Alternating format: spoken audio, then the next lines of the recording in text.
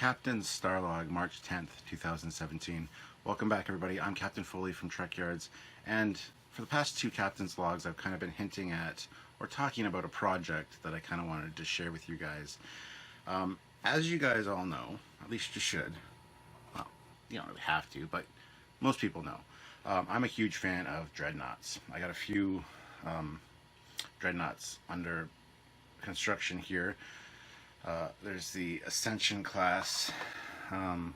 This one is one I'm working on right now. Needs a lot of work, but big fan of the Dreadnought. Even the old Federation class, which we got in Starfleet battles, from the Franz Joseph technical manuals. Also the DNH Dreadnought Heavy, and the DNL, the Dreadnought Light. These are both Starfleet battles ships. Just a huge fan of the overall look of Dreadnoughts. I know a lot of people aren't huge fans of them. You know, they don't like the 3 nacelle design, and that's fine. They believe in the pairs rule, or they just don't think it looks good, and that's great. And I have no problem with that. I, however, have always liked them. I always wanted to.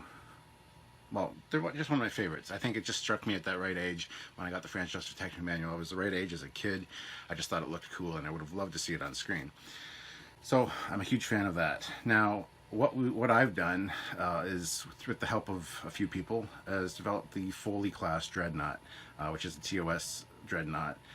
Initially, Cal Schnatz Jr. Me and him worked together to write up a little development history on it, and then designed the initial class. Went through a few changes before the final version, and then just recently, Chapman, who's one of our 3D model builders for Trekyards, we went through it together as well, and he did a lot of really great additions and advancements, and kind of made a new functionality for it, which I'm going to share with all you guys. But what I want to do is I just want to read over the development history, show you some pictures of the work in progress. This will always be a work in progress, probably, as I'll probably never be happy with it, but we'll get into that after. I just want to read you the development history right now, share some behind the scenes photos of the development with you, and then talk about the overall class of ship.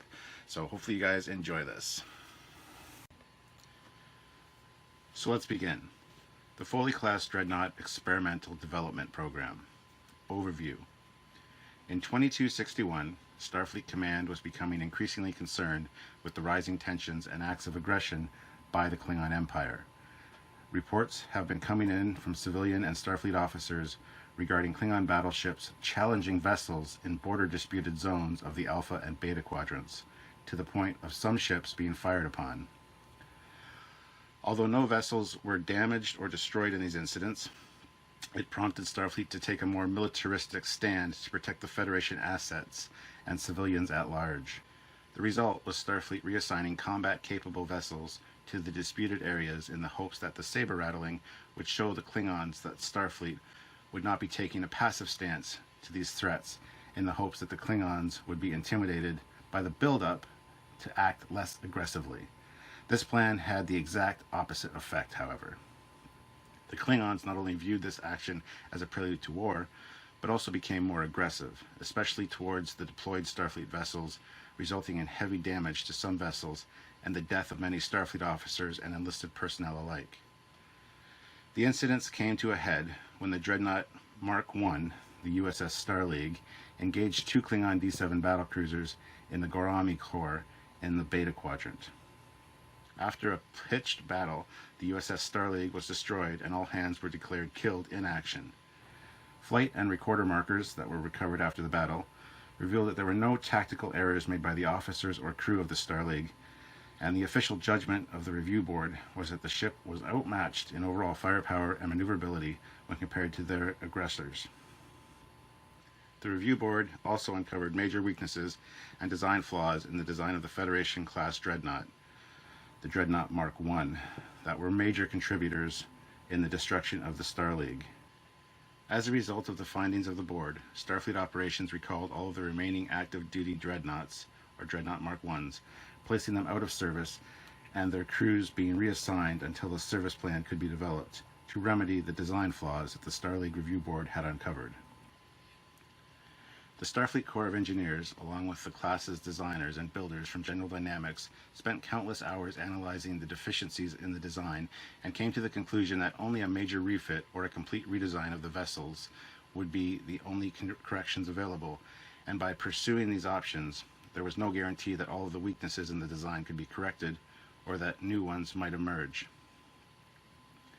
As a result, Starfleet decided that the resources to refit or rebuild the Federation class would be better used to commission a new class of Dreadnought, and released a proposal to the Federation Armed Forces Appropriations Committee to gain the funds to design and build a new class of Dreadnought, to take into account the design weaknesses found in the Federation class and eliminate them in the design and computer simulation phases, while incorporating a new X technology that sufficiently passed the testing and operational stages that were scheduled to be incorporated into the new Constitution II class heavy cruisers and the Enterprise class heavy cruiser development projects. The Appropriations Committee approved the necessary funding for the development of the Foley Class Dreadnought Experimental DNX Mark II by unanimous vote. The class was named after Starfleet Captain Stuart Foley, a Starfleet pioneer who has designed many successful vessels, introducing new technologies and radical design elements that eventually led to the optimum warp transition shape of a primary saucer, followed by a cylindrical-shaped hull and two large field generation nacelles. Foley's basic design principles would remain a staple of Federation design for many years to come, and he was personally called in on the DNX development project as lead engineer. Design parameters. The Starfleet Corps of Engineers, working alongside with the Starfleet Tactical Division, developed real stringent design guidelines for the Foley Class DNX development program. These requirements included the removal of all exploration and scientific-related facilities that had been a benchmark of all other Starfleet vessels to date. This was due to the fact that one of the flaws with the Federation class design was pinpointed as being designed as a dual-mission vessel, which greatly diminished their role as a combat vessel by adding to their overall mass and crew effectiveness during combat situations. With the deletion of these facilities, the Foley class may be less mass, thereby increasing their maneuverability when in the presence of a gravity mass on impulse propulsion, while giving the vessel a significantly reduced sensor profile. A reduced and strengthened interconnecting dorsal, it was revealed that with the dorsal installed on the Federation class, basically a reuse of one designed for the Constitution class heavy cruisers, with the added mass of the third PB-32 warp generation nacelle connected to the primary hull directly to the main power transfer tunnel, greatly added to the stress of the structural strongback, resulting in microfractures that compromised overall hull integrity and created a weak point vulnerable to enemy fire, more than any other area on the vessel. When it came to sublight propulsion, the USS Starleague's flight recorder and recorder marker revealed that the impulse power generation unit was vastly underpowered for combat maneuvering due to the overall mass of the vessel, and with its location on the center aft of the ship greatly retarded the overall maneuverability of the vessel in combat situations by slowing impulse turns, exposing vulnerable areas of the ship to attack. Sublight propulsion. It was determined that twin impulse power units that would take advantage of the new impulse deflection crystal technology to channel warp plasma directly to the thrust initiator units, giving the vessel greater time to velocity. These units would be located on the port and starboard aft primary hull and would eliminate maneuverability hesitation with the aid of advanced vectored twin exhaust ports, giving the DNX a higher, tighter, and faster turning radius. The team also mandated that the DNX have redundant primary power systems.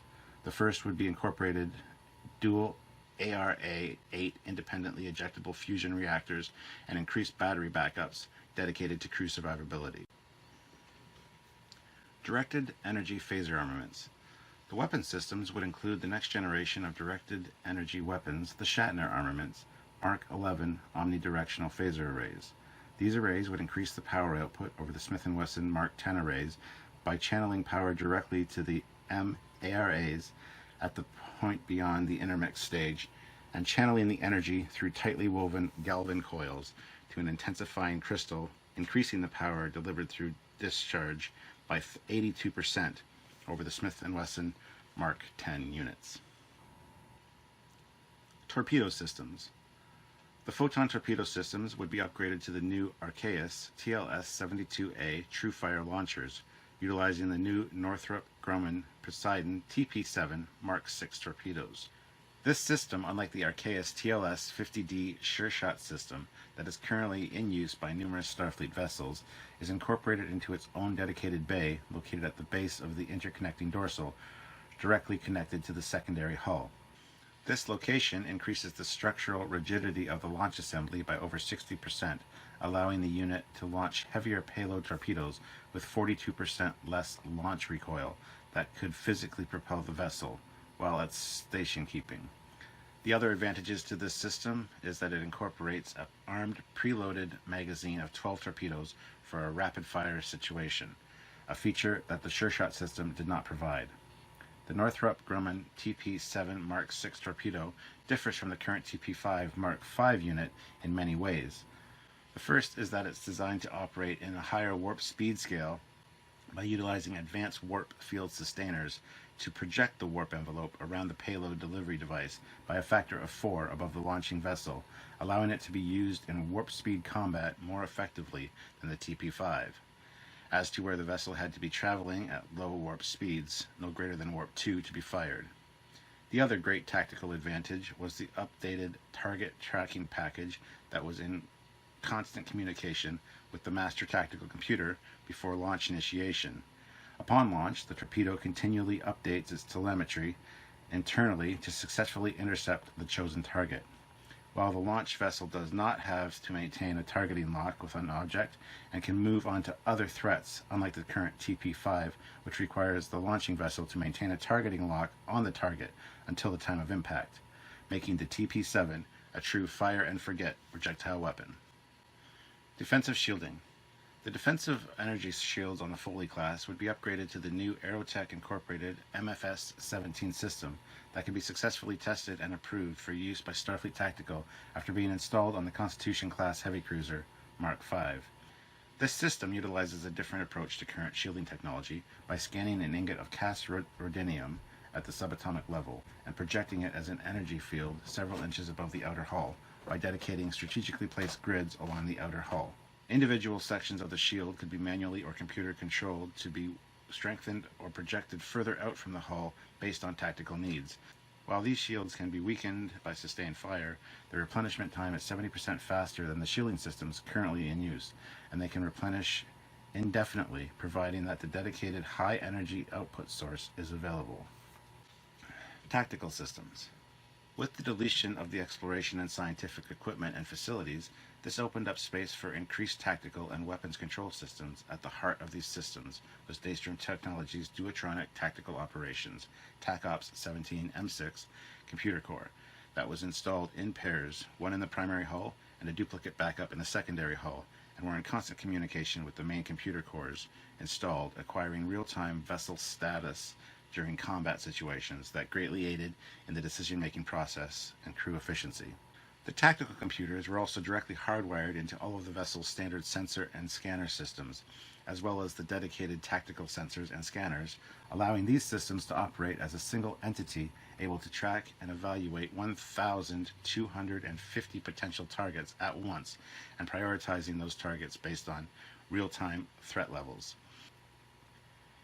In times of reduced crew performance or extreme damage, the TACOPS 17 M6 could carry out all defensive and offensive tactics autonomously without crew member intervention. Faster than light propulsion. The sustainable warp field geometry presented a unique challenge to Captain Foley and his staff. While the Federation class supported a 3 nacelle design, it was quickly discovered that engaging all 3 nacelles simultaneously would provide an unstable warp field that would degrade and force the vessel back into real space within approximately 3 to 10 minutes of activation, depending on the warp factor that the vessel was traveling at the time. Therefore, the Federation class primarily used the twin nacelles located on the secondary hull for primary faster than light propulsion, while the third was kept in hot standby mode for either emergency use should the primary pair of nacelles become inoperable, or if there was an emergency primary hull separation that would render the primary hull a warp-capable lifeboat. Captain Foley and his team theorized that a 3 nacelle design could be able to successfully function with all 3 working in unison to generate a sustainable warp field around the vessel. This theory required the creation of a new technology specifically designed for the Foley class, including a dedicated computer created and programmed by Daystrom Technologies based on the experimental multitronic platform, dedicated to monitoring and altering the warp field and the cell output levels by making adjustments to both every millisecond. This computer system would be developed in conjunction with the Cochrane Warp Dynamics to work with the new upgraded PB-32D warp field generation nacelles. Captain Foley also suspected that the placement of the nacelles might be part of the cause for the Federation class not being able to use all three nacelles in unison. After numerous computer simulations and experiments, Captain Foley correctly deduced that if the nacelles were brought within the aft center line of the vessel and offset so that the top or third nacelle was placed further aft from the two connected to the secondary hull and positioned close to the center of gravity of the vessel, that the warp field would remain stable in the low to high end velocities. During simulations with the FTL upgrades, the vessel maintained an emergency speed of warp 15.2 for 16 hours and could maintain a normal cruising speed of warp 9 with no degradation of the warp field surrounding the vessel. Old warp scale, of course. And that's it, guys. It was a mouthful. That was written by Cal Schnatz Jr. It's pretty fantastic. It's needs a little bit of rewording and shuffling and things, but that was basically why this ship was designed and how it was designed, and hopefully you got through all that fairly well. I had trouble reading it, and I apologize for that. Hopefully it was edited fairly well. I think I did a good job. But no. So the initial design, I mean, is very different than the one we finally went with. Even the one that Cal did. I mean, the first one had the strong back on the back of the secondary hull. It had the third nacelle on there, and then the two nacelles coming straight out of the secondary hull. Very standard Constitution class kind of saucer. Looked all right. But then we did some modifications to it. Changed the connection points on the bottom for the nacelles to point down the struts, and shaped them very similar to the Belknap or even the Ascension class. This isn't the Ascension class. This is the Federation class refit. Sorry, the Ascension class has them attached on the bottom, but the shape of the struts are very similar on the Foley class. So we did some design improvements there. Initially, the back of the neck was very straight. It's much straighter. It wasn't quite as angled. And again, we went through a lot of design iterations during the course of this whole thing, and Cal did a fantastic job of kind of bringing my vision to life, so I thank him for that. Now we even had at one point the thought that because this is the Dreadnought class, it's got a hangar at the front and the back, there would be like a fly-through hangar, but kind of it's offset a little bit. There's maintenance shops and things in there, but there was one diagram drawn up by one of the Trekyards members of the secondary hull that had two shuttle bays at the front, two doors, which is actually pretty cool design, pretty fantastic. We thought about that for a little while, even did some fly through and around type hangar designs, and decided not to go with it. I do like the overall appearance of that one from the front. I think that's very cool. But that could be developed into something down the road, I'm sure. So yeah, we just went through a lot of design iterations, especially with the nacelle struts and things, where to place them, the shape to put them, the way they were angled, things like that. And we finally came up with something that looked really good and pretty fantastic, if you want my opinion. I really like this ship. Cal's is very bulky. There's a lot of right angles and things that I thought could use some refinement, and that's when Barry came in. And Barry, he had a few design ideas himself, because he's a big fan of TOS design aesthetics and things, and thought that he would want to make some changes. Now, one of the first things you'll notice is that the original registry number was NCC 1974, which is the year I was born. I thought that was a little transparent. So in later iterations, it became NCC 2174. Um, we've even tried.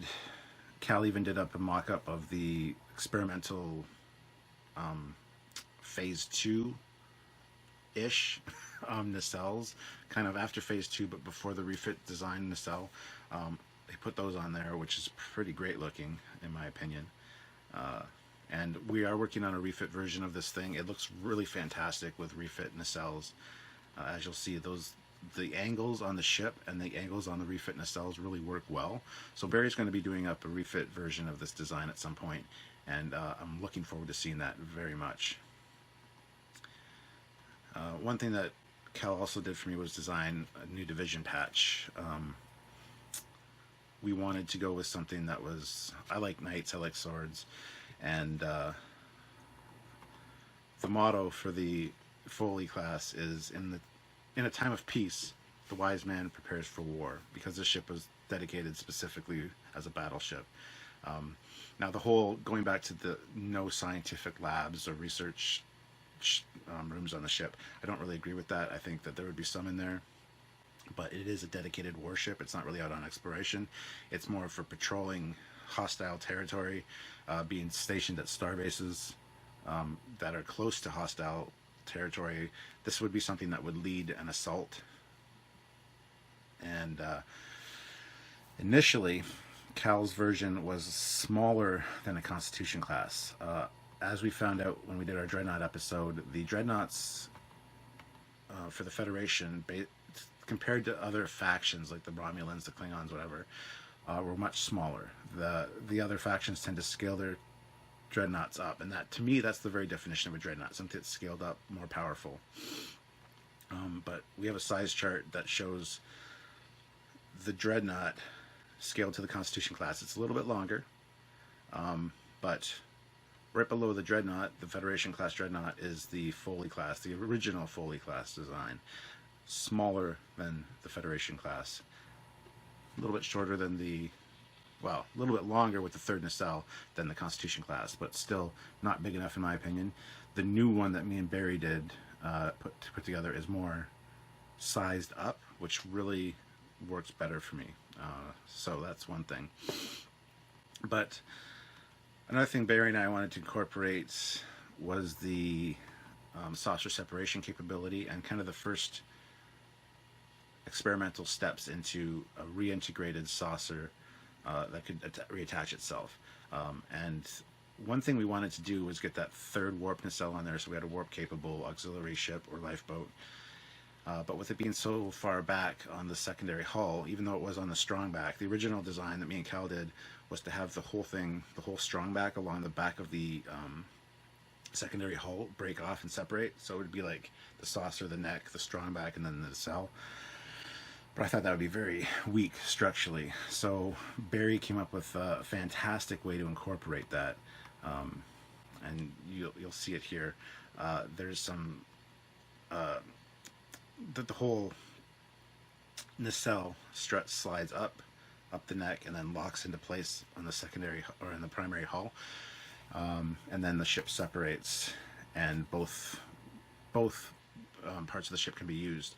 There's a impulse engine that pops up as the nacelle strut passes over it, and the secondary hull pops up, so that both units are usable and maneuverable. There's even a separation sequence that involves leaving the third nacelle where it is, so it's just the saucer that separates, but that's more for an emergency situation, I would think. There's still a lot of development stuff going on this. A lot of you guys have probably noticed the rear-facing sensor dish. It's not a deflector, it is a sensor. It is made to be an homage to the Federation class that had the rear-facing sensor dish, and that's more for communicating with Starbase and coordinating ship escorts or ship activities within a fleet. The Dreadnought is basically the heart of the fleet, so it is talking back and forth to Starfleet Command. So that rear deflector or sensor dish is basically a communications array, things like that, giving real-time information to Starfleet Command and receiving real-time information from them. So that's what that is. Another thing that I wanted to incorporate, because I hear it all the time, where's the front deflector? when the ship is separated. We built one into the saucer. Barry and I thought it would look good. There's a Voyager type implanted in. I didn't want it on the front of the saucer like the NX-01. I'm not a big fan of that design. So incorporating it kind of into the curve at the bottom there. A couple more changes that Barry made from Cal's design was to move some of the Photon torpedo launchers. They're more submarine style now on each side of that deflector on the saucer section, which is a great look. So kudos to Barry on that. Barry's initial warp separation or separation sequence, he added like a gangway almost from the strut to the neck of the ship, which kind of ruined the overall flow of the ship look for me. So I asked him if he could slide it down, and he did. He put it right on the secondary hull. So now when it goes to its saucer separation sequence, it looks a lot more smooth. And when it's just flying around, it doesn't have this gangway along the, with nothing underneath it or whatever. So we went through some development processes there. And again, Barry did some fantastic work. At one point I decided, or I speculated on putting the nacelles straight out of the secondary hull again. But as you can see, the look of that doesn't really look too good. The lower attachment points are much better, and those could theoretically have explosive bolts, just like the Belknap or the Ascension class Dreadnoughts that explode, and the nacelles and the struts will drop away from the ship should there be an emergency. So yeah, fantastic ship. I'm in love with it. I think it looks great. There's a few things I'd probably want to still tweak and change, but that'll happen over the course of a little while. This incorporates the new phaser ball turrets like we see on the refit, because this is a step between TOS and the refit kind of technology. Even the impulse crystals at the back of the saucer speak to that. So yeah, like I said, we're going to be doing a refit version of it at some point. I'm looking forward to really seeing that, because as you can see, when you put refit nacelles on this thing, it looks fantastic. It looks gorgeous. Those angles just flow with the rest of the ship. So I guess this is kind of the first ship to incorporate the reattaching saucer section, which is kind of neat. And here we got some shots of it side by side with the original version and the new kind of, I guess, minor refit version. So Cal Schnatz Jr.'s version, and then Barry Chapman's version. And you can see the changes here. Now, I don't know if a lot of you are familiar with Bill Krause. He's on Facebook. He goes to Wonderfest all the time. He's done the USS Sentinel, the USS Wasp. He's doing the USS Repulse, the Hood. He's got a lot of great TOS designs, and he understands the TOS aesthetic. So I sent him the ship. He absolutely loves the design of it, but he made one addition to the spine that he thought would look better. And even has the slide up nacelle configuration. To me, it makes the ship look a little bulky. I don't mind it. I do appreciate his input on it, because he is the TOS guy as far as I'm concerned. He should be designing ships for Discovery. He has the TOS aesthetic down. But it looks good. I just chose not to go with it. Thank you, though, Bill, for your input on that. Again, fantastic guy and great insights. So